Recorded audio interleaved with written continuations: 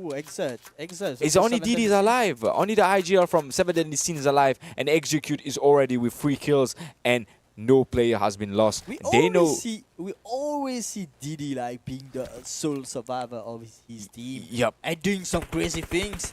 But Yep, maybe he's I gonna agree. do. But just a full team of Exert, I'm not sure. Only Smoke acting as a cover. He's in the Ooh. open field, He had 140 HP. he had the reach onto his left. I think he can use it, but his smoke, the smoke's gonna be done too. It's turning red, and the nade is thrown. It's gonna be damaged. DD is gonna get a push from Execute. 𝗦𝗘𝗠𝗜 with the shotgun. You find DD from yep, sent back to lobby from 𝗦𝗧𝗔𝗘𝗏. Exert to control 4 kills because they were sent back to the lobby from DK from 2 match of Irangle when they landed at 𝗦𝗘𝗠𝗏. DK was saying, okay, it's our drop. Chill out, back off. You need to look for another drop, but this is ours. So 𝗦𝗧𝗔𝗏, he got 4 kills now, and they are still 11 position onto the leaderboard. They still need to get some kills for them to be able to qualify for top 4. Well, I'm quite sad, to be honest, for 7 Deadly Sins. I was expecting at least they end this tournament, like their road for this PUBG Mobile Aim Africa ends with at least 1 point. But Yep. I believe it's gonna be the first time we're gonna see a team leaving this tournament with 0 points. We which is quite 7 Deadly unfortunate. Sins with 0 points. If that's I always want like maybe one a few team like going away with at least a few points, you know, like they feel like they were into this tournament. But yep, they still need a lot to learn. And this lobby, I really hope it was a learning phase for them. As we see Brutal Cycles are still fighting and 𝗦𝗧𝗏𝗏𝗏𝗏, but 𝗬𝗏 is also no. I thought it was the same fight, but this is different fight. 𝗬𝗏 is fighting against eSports, and eSports put 1 knock on Coco. Don't mess with fella. They already like eSports. They know how 𝗬𝗏 plays, and they are playing this racing game. It's like eSports now playing the game, but 𝗬𝗏 usually played like the split, the surprising play. And there's a third party coming from PG. PG always at the right spot because PG Project eSports, eSports, yep. they need points right now. They are in this top 4 or Wow. top 5. I don't know. They need points, and The loss. any way they can steal points, they're gonna do it. That's the thing. The loss remaining is captain, and he's deciding to fall back because in this position, when you're trying to take a fight, you must know your surrounding. Because when you're trying to take a fight of a team, if you're the one that's starting the fight, you must realize that if there was other team on your surrounding, there's gonna be definitely a third party. That what happened. That's how Project X eSports got into information and opened the scope to be able to get the knocks. 𝗦𝗧𝗛𝗘𝗗𝗏 and Coco went straight back to the lobby, and eSports are with 3 kills, and they're trying to find a solo, I think. That was crazy. Like, that was crazy to see how eSports managed to force away that push from Temper, which was quite well executed. But Temper got played with their own game, their own mind game, their own strategy went against them. And now seeing Captain, like, it's maybe they were competent, but you know, into Miramar, we all know that, but Miramar, we are only on the third stage, which just started, so it's less prone to fights. But we seen a third party, we see Project X eSports, like they were here and they managed to steal at least 1 point, and I want to see more from these two teams, especially from eSports and Project X eSports. I want to see more. This fight has took so long. It has been so long, this fight from 𝗦𝗧𝗔𝗚𝗏 and 𝗦𝗘𝗠𝗜 that even Vibe just joined the chat and say, okay, let's have another team to fight this. And DK is okay. He just sent 2 guys of Project X eSports back to the lobby. We still see quite a third party between eSports, DK, and Project X eSports, which unfortunately lost a lot of players. Only 1 player remaining by a third party of eSports and DK. 2 teams which are quite aggressive, playing for this last Miramar game of tonight. Zone is closing. This team needs to get to the zone. There's no point for them taking the fight, because the fight for 𝗦𝗧𝗔𝗏 eSports and 𝗦𝗘𝗠𝗜 has been too long. Too long that the zone is now closing for stage 3 for the stage 4. Oh, Project X eSports back to a lobby. Oh, Project X eSports back to the lobby. The last guy has been found. Will it be enough, Sky, though? All these points that they tried to farm, will this be enough to stay on in the top 4? It might be, because the thankful part for them, it's top 4 teams per group. So if it was into an overall standing, it might not be, but per group, I think it's going to be enough. I don't know. We need to wait for the last map. The overall standing at the end of this stream, ladies DK and is not taking gentlemen. a fight with 𝗦𝗃𝗃 eSports, and 𝗦𝗃𝗃 eSports with 3 players left. DK is just say, come on, every team who wants to fight with us, we are ready. We just want to fight. We just want to kill. We saw in the kill feed that Project X has started the show. Oh, that's good, because I'm being seeing with 0 kills and DK with 6 kills. And when the leaderboard was passing by on the screen, we saw Project X was the first place, but now DK is the team that took the first place. Ooh la la la la. TRD, the real deal is getting. TRD, yeah, really split right now. 𝗦𝗃𝗃 as well in quite a tricky situation. We see 𝗦𝗃𝗃 DK surround them. Look at DK's position onto the small map. 2 guys on the left, on the right. Wow, DK is DK falling back, like, because right now we have Team Infinity lurking around as well, looking for the DK players to send them back to the lobby. Because Infinity as well, I mentioned it earlier, it's a team that I want to see. I want to see them trying their best for this last game. What long rotation from Exit was just passing next to 𝗦𝗃𝗃 eSports to get to the zone. I think he's trying to get a pass from 𝗦𝗃𝗃𝗏𝗏 to the road to be able to get to the zone. It might be a nice rotation. It might not be too. It depends onto the team that might be on the surrounding. And 𝗦𝗃𝗃 eSports too need to get into the zone, because the damage, it's pretty bad. It's pretty bad. And when the bandage is gone, you have only your first aid that it's gonna be necessary for you. And they're going straight on the solo. Who's running? Who's running on the street all alone? I think He's no fuel. 1 player. I think it's not. Oh, he has no fuel. Or what no happened? fuel, no. This nade's gonna connect. 2 nades. Bow. 1 player from Exit to control sadly getting sent back to the lobby as well. So we are seeing a lot of team going already back to the lobby. We already see a lot of team as a duo, as a trio as well. So these last few matches quite becoming very difficult for a lot of teams trying to rotate, trying to get out into the zone. Yes, and this zone was a hard shift too, because it the way it closed, it was a hard shift for me, because there's a lot of team that was not into the zone. 𝗦𝗧𝗧𝗏 2 was not in this zone. Vibe was holding this compound, and Paradox, there's a one knock into Reject. I don't know which team that put this knock onto Reject, but Paradox need to get this revive, because I think they're still playing with 3 players. I think they are a full. Rejects is a full. They're full squad. Okay. Yeah. Hopefully, maybe they can go for a second chicken dinner, because we see only 3 teams in the zone right now. It's Vibes, we see Reject and 𝗦𝗧𝗧𝗏 as well coming in hot into this zone.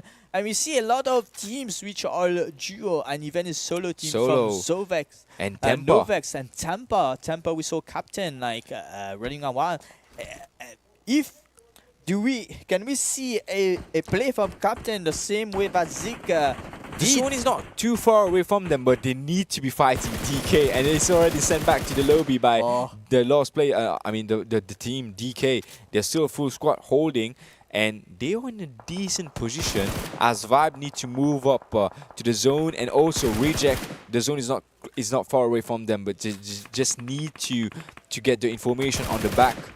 Oh, what a knock from Obito. Novex eSports got Ara knocked down, and are we gonna push? Are we gonna push Reject? One team, I'm telling you, 1-2 team, especially that we need to keep a close eyes, is the real deal, and Vibes is a sport. So 2 teams that still into the game has a chance to get into this top 4. We don't know what can happen, because team like Tampa is already back to lobby. Project X eSports as well, team that were contesting. Do we see DK? Yeah, we see DK, but struggling with only 1 player and 3 player, which is very low right now. So DK are facing quite some trouble into this 5th zone of Miramar. Let's see how it's gonna go. So Reject as well trying to make their way into this end game, which can be quite tricky, because it's gonna be on a slope and on a high ground. It's gonna be a fight between who's gonna get the best position just next to Los Leones. Start with INF and 𝗦𝗧𝗧𝗏. Mad Max, he knows there's a player in front of him. He's gonna cook a nade, and his team, the Mad Max need the support from behind, because 𝗦𝗧𝗧𝗏 is also putting the push. Oh, he gets spotted knock by from Vibe. Vibes. The third party from Vibe is actually getting into the scene, and INF is putting 1 knock onto the 𝗦𝗧𝗧𝗏. Vibe also is trying to enter the party, and Ansel is going madness. He got a knock from Vibe, I think. No, it was 𝗦𝗧𝗏𝗏 from 𝗦𝗧𝗧𝗏𝗏, and there's only 2 players from INF trying to get the revive. Both team, 𝗦𝗧𝗧𝗏𝗏 is trying to revive, and even INF is trying to revive Ansel. Mad Max got sent back to the lobby, and the team Vibe also need to get in the zone, because the zone is already closing in 5 seconds, and the crash, they crashing. The kill feed is rolling. A lot of team getting sent back to lobby. Even a lot of players from Vibes Sport. We see 𝗦𝗧𝗧𝗏𝗏 as well trying to rotate, and action being very low. I think there's only 1 player from 𝗦𝗧𝗧𝗏𝗏 left, and the fight between 𝗦𝗧𝗧𝗏𝗏 and Team Infinity is still on. We see frags now. 3 elimination points, trying to survive from all these shots all around. Not really enough space to fight, but 𝗦𝗧𝗧𝗏𝗏𝗏 finally sent Team Infinity back to lobby. 𝗦𝗧𝗧𝗏𝗏𝗏 still has a full squad. He managed to revive the 2 teammates, which is knocked right now. They are still into a full squad. Can we see an 𝗦𝗧𝗧𝗏𝗏𝗏 out of nowhere with no good games, trying to qualify for this top 4? Reject X on the kill feed right now, rolling more. But DK is the team that everyone needs to be careful of as a full squad, as a trio. They're gonna be so aggressive, but Project X also into the game. We're gonna see how it's gonna go. DK is putting the pressure on Reject now, because he knows that he already fighted with the real deal, but 𝗦𝗧𝗧𝗧 also the full squad. They need to put the pressure on DK to third party. The third party is gonna happen, and DK Paradox, he knows. Oh, he did not get the knock, and there's only Geo left onto Reject. Is it gonna be enough for them to get the fight? Tony's cooking a nade, and 𝗦𝗧𝗧𝗧 also joined the party to get those kills. Is it going to be possible for Reject to be able to get this chicken dinner on the scene? Because they already lost 2 players, and DK got 1 knock onto 𝗦𝗧𝗧𝗧𝗧. Felas is down, and to the right of DK is going to be 2 players from Reject in the open. Federer trying his best not to bring some attention on him, because he's quite squished between a lot of team which is all around him as the only solo player into this end game, comparing to the rest, which is a trio. He's going to be spotted. As well, unfortunately getting spotted by DK. 3 team remaining, only 1 team which is a full team right now with 𝗦𝗧𝗧𝗧𝗧, quite split right now as in trio, and Blitz all the way to the left, hiding behind some rock, getting an opportunity maybe to backstab Reject or even more. But DK having the numbers, having as a trio going forward on 𝗦𝗧𝗧𝗧𝗧. They want this high ground, but they are quite unsure what is waiting for them on the top. So they are playing it safe. Maybe a few nades being sent. Tony, as we said, a few nades starting to send some. It does connect. It does connect. Second nade to connect. 𝗦𝗧𝗧𝗧𝗧 is so low onto the health HP. But as I mentioned, 𝗦𝗧𝗧𝗧𝗧, they did not perform much good into the first 3 match. But in Miramar, they're actually very good. I mentioned this early on. And Bliss put the long range knock onto DK. DK is a Geo now. 𝗦𝗧𝗧𝗧𝗧𝗧 is actually putting the pressure, because they knows he's getting the revive, and 𝗦𝗧𝗧𝗧𝗧 is getting past with the vehicles. Is getting the second knocks on DK. Lost men surviving on DK. Is he gonna get? He got sent back to the lobby, and 𝗦𝗧𝗧𝗧𝗧𝗧, as I mentioned early on, Miramar is their map to be able to perform good, and they did make sure that is true. Congratulations to 𝗦𝗧𝗧𝗧𝗧𝗧. I already wrote DK winning this game, and I have to write it off to put 𝗦𝗧𝗧𝗧𝗧𝗧𝗧 as the winner of this game. They played very well. They played very well. By getting pushed by Team Infinity. They fought back.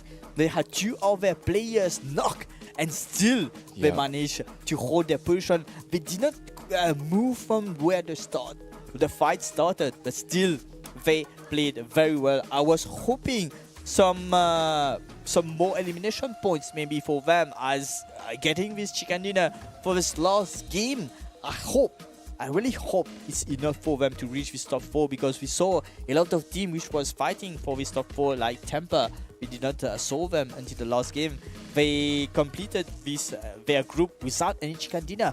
Would it be enough for them? Let's see some highlights for this game. We saw some early fights. Still again DK on the early fight. Opening the party in this Miramar on Peace, the Madagascar team, which the only Madagascar team, I believe, in this group, which try their best. We like to see some Madagascar, which is the closest African country next to us into this tournament. Like, they are kind of our neighbor. Expecting more with the name of Gropopoli, like quite hard to pronounce, but do send us a message how to pronounce it if in the future we see you again playing. We will love to see you all guys again. And of course, we seize the occasion to congratulate team which participated during the group stage, which did not unfortunately get a slot into the semi-finals. Like, we thank you for your participation, and we do welcome you back into more coming ones. Because those teams that the participation counts, because the experience that you get in some lobbies, that's going to help you to perform better in the future. So some team that did not get qualified, but actually be thankful that you got the opportunity, that you will be getting more opportunity even from eSportsfaction and from Tencent and maybe from other organizations in Africa, because it's actually very growing. Because those past 2 months, July and August, was only for Africa. From PMAC, and we have now AIM Africa. The first game today is done, and we saw like PUBG Mobile it's been repeating for like those past month. Yes, it's time for Africa. It's time for Africa. It's nice to see that. Like I believe all these teams as well as us, we may be not talking to each other very often, but we have similar problem. We don't see enough tournaments for Africa, unfortunately. And for the first time, at least it's a nice start to see, of course, PMAC being played, and like the first team that get from the finals, he gets one slot into the PMGC. Tournament that I never imagined that we will have the opportunity from Africa to be able to play. So I'm very thankful from Tencent to be actually giving the African teams this opportunity to prove themselves into the big competition scene. 𝗦𝗧𝗔𝗘𝗗𝗨𝗟𝗘 for the last match. Mentioned on 𝗦𝗧𝗔𝗔𝗦𝗍, Blitz. He's the guy. He's the IGL that makes the decision, that makes the rotation, and actually got secure with 13 kills. And they were at the beginning of the first match of 𝗦𝗧𝗔𝗦𝗍. They had only like 11 points, which was not actually very enough for them to get to the scenes of the top 4 teams that are gonna get qualified. But now, after 13 kills and a chicken dinner, I think it's going to be enough for them to be able to get to the next stage. Yeah, true. And the MVP is 𝗦𝗘𝗠𝗜. 𝗦𝗘𝗠𝗜, Again, 𝗦𝗘𝗠𝗜 every time. Those guys. I'm just going to say, every 4 guys from 𝗦𝗘𝗠𝗜 made MVP. Every 4 guys. Or they're MVP, or they're from the top 4 players. They be performing very good for today. Head-to-head, 𝗦𝗧𝗛𝗏 and 𝗦𝗘𝗠𝗜, where 𝗦𝗘𝗠𝗜's got a massive amount of more damage than on 300. And 𝗦𝗧𝗏 also, he's been playing very good with his team, because we saw Blitz putting the long-range cover from the sniper. Mini 14 that got the knock, and 𝗦𝗧𝗏 actually putting more pressure on 𝗦𝗘𝗠𝗜 to get the squad wipe, and it was 𝗦𝗧𝗏's job, because 𝗦𝗧𝗏 actually had a control onto the teams when making the push. Top 4 players, 2 players from 𝗦𝗘𝗠𝗜 onto the top 4 players, and 𝗦𝗧𝗏. And we also see reject Paradox. 3rd time on today. Paradox been playing very good, which is very because he's a player that has a lot of past achievement from PMPL, PMCO, IESF. So he's the guy. He's the GOAT of the team of Reject, and he's been performing very decent. Yeah, and he's the player with the most elimination points from this group. 17 elimination points just for Paradox, and with the most damage as well. Nearly 209. Yes. 2,900 damage. That's a lot of damage. Points. And the stats for the last match of 𝗦𝗧𝗔𝗏𝗏, there's 58 players. There's 63 knockouts, so there's a lot of knockouts and revive. So there's only 50 elimination kills, 63 knockouts. There was a lot of knockouts and revive. The 6 airdrop that was looted.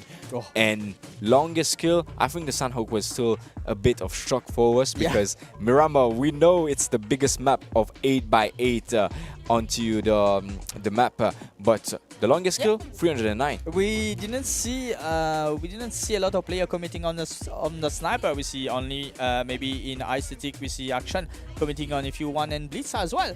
But the sniper plays was not fair. Mostly we saw a lot of team going as the secondary, as the shotgun. We see a lot of shotgun player onto the 𝗦𝗘𝗠𝗜 team, and it was working for them. That aggressive push, still the shotgun stays as a meta. Yes, shotgun still stay the first choice of close range, of CQC, of close range combat gun, because shotgun, how the team play aggressive is needed.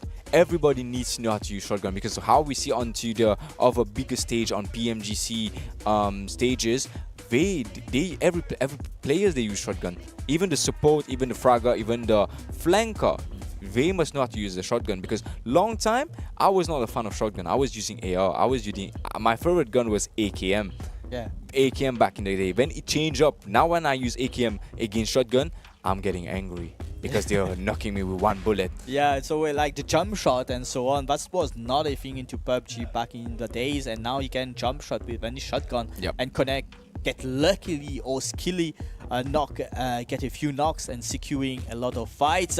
But the match ranking of the game for on the screen, ladies and gentlemen, 𝗦𝗧𝗧𝗧𝗧 with 13 elimination with a total on 23 points. It's a lot of points for sure, but is it enough for the overall ranking, which will be coming soon after this? We see Donkey DK still into the first page. I believe we didn't see DK team into the second page at all. We always saw them on the first page. Even if they were into the 7th or the 8th position, they were standing into the first page. So 17 elimination points, 17 points for them, and rejects as well into this top 3. A nice third game where Reject got a chicken dinner. I was thinking maybe a second chicken dinner for them for this 4th game, but they are until in top 3, which is still very good. But so far we do not know which team can qualify. We saw Temper as well falling quite early into that last game. So a team which was putting a lot of pressure, but only team I think DK is going to be in the first position for this overall ranking. Maybe it might be on DK or Reject, because Temper, he lost some players onto those post match because they was playing as solo. But for DK and Reject, they must be close onto the point. And 𝗦𝗧𝗧𝗧𝗧 too. It was they made a great decision when DK was pushing Reject. He heard the gun shot was being fired, and they took the opportunity to actually get into this direction of DK, because they know that their team is not focusing on them. So it's better now to move and get the position needed to get this chicken dinner. That's what we did. That's why Blitz got the knockout onto DK. So it was very well played for them onto the Miramar match. But will it be enough? Blitz positioning was very nice, like we were saying, like keeping an eye on Reject, keeping an eye on their teammates. Like keeping these close eyes when you're on the lower ground and you're getting pushed on a higher ground team. Every position can be very helpful in this kind of situation. But a lot of points for sure for 𝗦𝗧𝗧𝗧𝗧 for this last game, securing the last chicken dinner. So let me remind you the teams which got chicken dinner for tonight. So the first game, the Sanhok game, won by DK with a lot of points, with I believe the most elimination points into this game, and the overall ranking on the screen, but of course not showing the first page, of course, just to tease you even more. So yeah, we can see so far the 9th remaining team. So unfortunately, I was saying 𝗦𝗘𝗘𝗏𝗏𝗏 with 0 points. They stayed until the end. I really wanted them to go home. They are home. They are motion, like at least to leave this tournament, because they managed out of 120 teams to be into the top 64, which is very nice. But at least leaving this tournament with end point. But I hope you have learned a lot, 𝗦𝗘𝗘𝗏𝗏𝗏. We saw you in a lot of our tournament, and we hope we see you come even back stronger more into the next one. Infinite Power as well. We saw them struggling a lot, getting third party, getting knocked into the before even landing. They were quite a team which got a lot of bullied, and unfortunately Execute, we saw them only the first game and maybe had to leave or had other things to do, or I don't know. We will let you know what happened to them. The Madagascar team, I'm quite sad as well to see them until on the 12th position with only 10 points. We see two teams, Brutal as well, with 10 points as well. But at the 9th place, we see a team with 16 elimination points, Team Infinity. So I wonder if on the rank 9 it's 16, but on the first page, how close the points Yep. can be for these teams. So yeah, on the screen you can see 𝗦𝗘𝗘𝗏𝗧𝗔𝗚𝗘 standing strong at the first place with 38 elimination points with a total of 59 points, and 𝗦𝗧𝗔𝗡𝗗 second place 44 points, and two very close team, Temper RSA and Vibes eSports qualifying as well for this top 4, and unfortunately two team with 30 points, Project X eSports and the Real Deal. Even S eSports was so close. We are talking about only 3 points, only 3 points if S eSports or even Project X eSports with only 2 points would have maybe 3 points. But I think Vibes eSports maybe are very happy with Chicken Dinner making their way into its top 4. Yes, Vibe was consistent. Yeah. Even if we did not see them into a lot of fight, as we saw Temper reject Donkey, even the Real Deal and Project X, we did not see Vibe often onto the fight scene, but they were consistent onto the survival point. Even they got some elimination kill point, because if we see on 1 position till 7, it's they are top 4, but they have the least amount of kill.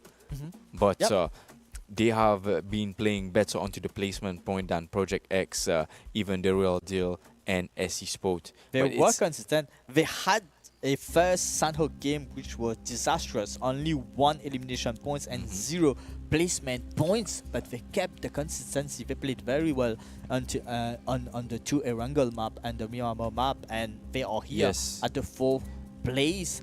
But I'm quite sad to see Project X. yeah, I was thinking that maybe Project X Sport had their chance into that 4th place, but unfortunately Project X Sport as well had that consistency all the way from the first and the second game, but the last game they had only 1 elimination points and 0 placement point, and this, I believe, the last game was the game that really sealed the deal along with the Real Deal, which performed very well with along with Spectra. Spectra, I believe, did the most out of the Real D team, but unfortunately did not qualify with only 3 points difference. So as a reminder, I'm reminding you guys, the 4th team which already qualified for the Group A of the PUBG Mobile Aim Africa is 𝗦𝗘𝗘𝗏𝗏𝗏, 𝗦𝗧𝗔𝗡𝗗𝗏𝗏 Temper RSA and Vibes eSports, and the 4 different teams got the chicken dinner for tonight. DK for the first game and Vibes for the second game, 𝗦𝗧𝗔𝗡𝗏𝗏𝗏 as well, and S eSports. So only Temper, the qualified team which didn't get any chicken dinner, but still played very aggressively, even as a solo. We saw Captain, we saw Coco, we saw these player, like even Temper. Zeke, Yep. like showing what Temper is made of. So I They believe keep me they keep me speechless into the match of Sanhok, but into the other map they were not they were not that much aggressive, because they were losing amounts of player. But for the Sanhok match, they keep me speechless. The way they were fighting from the first zone to the last zone, it was very good. great to see. It's also a team to keep an eye. I believe all the teams watching this stream, the Group B, the Group C, and the Group D, should really keep an eye on how Temper played, or even DK, because they are gonna face them, because 4 team already qualified for the finals, and tomorrow we're gonna see the team B compete for a place as well for the final, and the day after tomorrow, so this Friday, is gonna be the Group C, and of course next week, next Tuesday, is gonna be the Group D, and next week Tuesday and Friday gonna be the 2 days of finals that we are all waiting for. So ladies and gentlemen, we thank you for your attention on the eSport Faction channel. We hope you enjoyed so far for our first time streaming in English on this channel, and of course in Mauritius as well. Yes, our first time. It's a first time, and of course a first time hosting the PUBG Mobile Aim Africa with this end goal of a slot for the PMAC. So if you don't want to miss more action, socials, esportsfaction.com is the link to go for all our social, the challenger mode, the TikTok, the Instagram, and you know, the whole set of social, and we thank you for your attention, and we welcome you again tomorrow at the same time, so 20:30 Mauritian time. It's gonna be around 6:30 African time, depending on which time zone you are. Of course, we welcome you again for the Group C, which is gonna play, and I believe you mentioned earlier before the stream about the Group C as well. So this Friday is gonna be more interesting. So do come along, stay tuned, and thank you, Skyder, for today. Thank you. Have a nice end of the night, everyone. And we see you tomorrow at the same time on eSports Faction for more action. Bye bye. Take care.